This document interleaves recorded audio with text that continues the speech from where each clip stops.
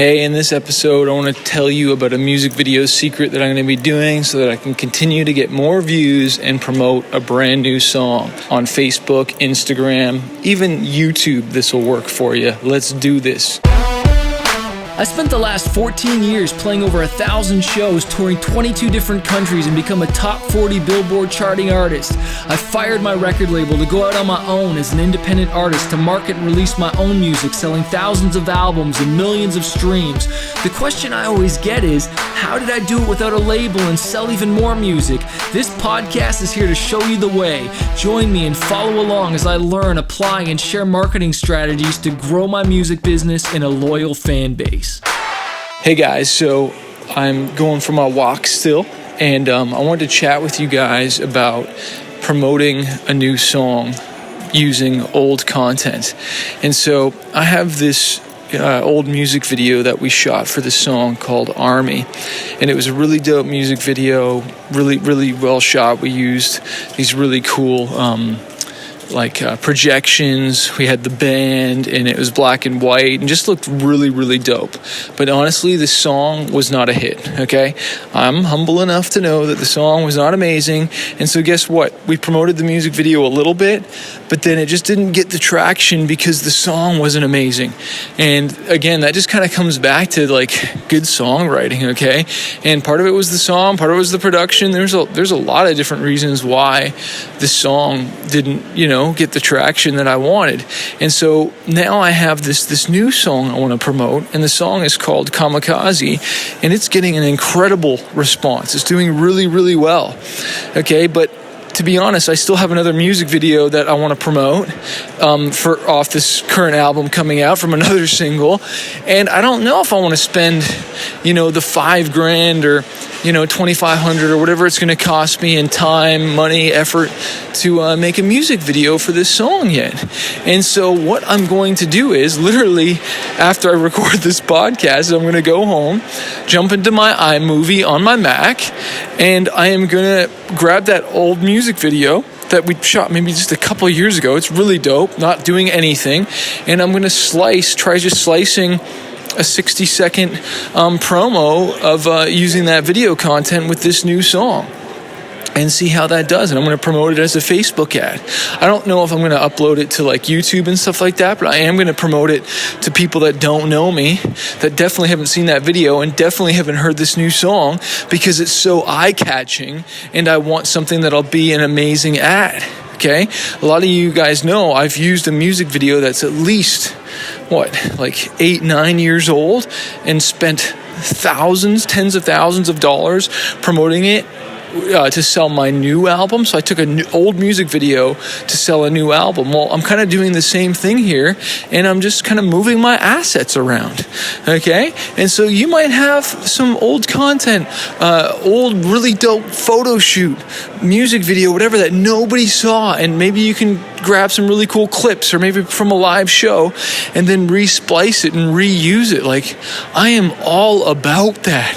I am all about reposting, man. Like, what happened? There's something that triggered me the other day to do something, and I can't remember what it was. I think I posted, this is what it was, in my Facebook memories, okay? It'll say, oh, this happened 5 years ago, or today is this anniversary, or whatever, and it was for my song Diamonds, okay? And I just got that song back, or the rights to that song and video back like 3 months ago. And so it's kind of funny how it was like the anniversary of the song, which is like 4 or 5 years ago. And so what I did was I was like, I'm going to repost it for fun on Instagram. And it just blew up. Like, it just did really well. It was the lyric video, just totally just did really well compared to all my other posts. Had like 18 plus comments, over 1,000 views, did really well. So I was just like, dang, man, okay, I obviously need to promote this song more, especially now that I got the rights back to it. And so what I did was I took a new outro promoting my new album and my new Kickstarter, and I spliced that to the end of the lyric video, and I posted that on YouTube. And so I took an old video that's like 4 or 5 years old as a lyric video. added a little promo talking about my new Kickstarter right now, put that at the end of it, and I uploaded it to YouTube. And that thing's already got like way over 1,000 plus views, and promoting my new album. And guess what? There's thousands of new subscribers that I have that are following me on YouTube that never saw that lyric video. They never saw it. And so I reposted it. And so this is where I say to you guys, man, when you're investing up front and, you're not seeing the ROI right away, you don't understand, you're going to have these assets for life. These will work for you for life. And what's really interesting is that when I uploaded this video, the label that, used to have the rights to this song for a period of time, they put a claim on the video. And that really infuriated me that they put a claim on it, because they don't have rights to it anymore. And there's actually still one song that I'm trying to get back that they still haven't taken down yet, and I don't want to send a nasty email, but I am going to have to say, hey, freaking deal with this week. I want it done now, because it's a Christmas song and it's almost Christmas, and I'd really like to start promoting this song, but I can't because they still got it up on Spotify and all these places, and I don't appreciate them having it there. So it's something I got to deal with. But my point is in this is look, you can take old content and you can repurpose it to promote new stuff, and you should be just taking your old content anyways and promoting it really what we all should do. And I should create something like this for you, but you should go back and look, when did this album release? When's the anniversary of this music video, the anniversary of this single? When's the anniversary of this song or this album? Or this tour or whatever, and it'll give you something to promote. We're going to be coming up on our 10-year anniversary for this album called The Chase. It was one of my biggest albums in 2020. March 2020 will be the 10-year anniversary. So I definitely need to not only be reposting that, but I could be doing a merch campaign for it, to celebrate the 10-year anniversary. I could do a re-release with some new mixes or some remixes or something really, really special to reignite the flame around that album, especially because it was one of my biggest albums. That's definitely something I need to do, because again, going back 10 years ago, Spotify didn't exist, and so it would be really dope if I did something, special for that and just blew it up. You know what I mean? It could be a really, really powerful way to get some more streams and more action going. And so I am definitely going to do that for sure. So I encourage you to think through these things, write it down, plan. It's not always about new. New is definitely important, but why not mix some new with some old? Don't waste your money if you don't need to do it. I talked myself out of buying myself a new MacBook, okay? And I can buy a new MacBook, I got the money, all right? I'm not hurting for money, but again, I'm always okay, well, why wouldn't I just put that in marketing? Is getting the new MacBook really my problem? Because I don't have really a lot of hard disk space left, because it's one of those SSD hard drives, and I want to get one that's at least 1 terabyte or 2 terabytes.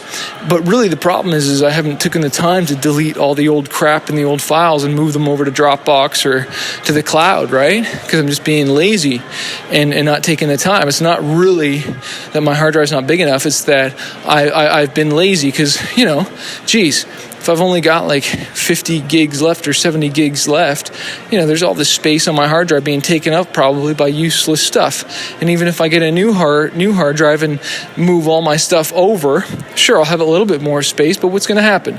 I'm going to end up using up all that space as well too. And so it's funny how I was trying to justify this purchase, and honestly, normally I would have had a new MacBook Air by now, but I've just put it off. Part of the reason I've put it off is because they haven't had really much bigger hard drives in a long time, and they finally have now.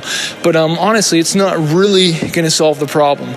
And so when it comes to you marketing your music, is creating new really the problem, or have you really properly marketed the old? And so I'll let you guys know on a future episode how this does, but I'm excited to go edit this footage and see how it goes, and just to promote my stuff. So I encourage you, go through your stuff and go create something great. I want to remind you that a fighter isn't someone who never fails. A fighter is someone who never quits. If you have not joined Fanbase University, go to fanbaseuniversity.com, join us.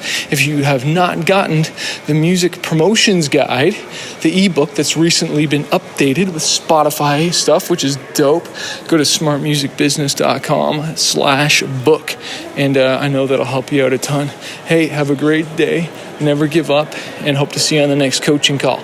Peace. So if you're a struggling artist and you're just trying to figure out this music industry, you want to go full time with your music, you want to get noticed on social media, or learn how to launch an album, an EP, or just get your music more marketed out there, I want to encourage you to check out my coaching program called Fanbase University. Every single month, I jump on the phone 2 times with my students and I coach them and I teach them how to market their music, how to get noticed, how to handle booking agents, record labels, and just get their music out there.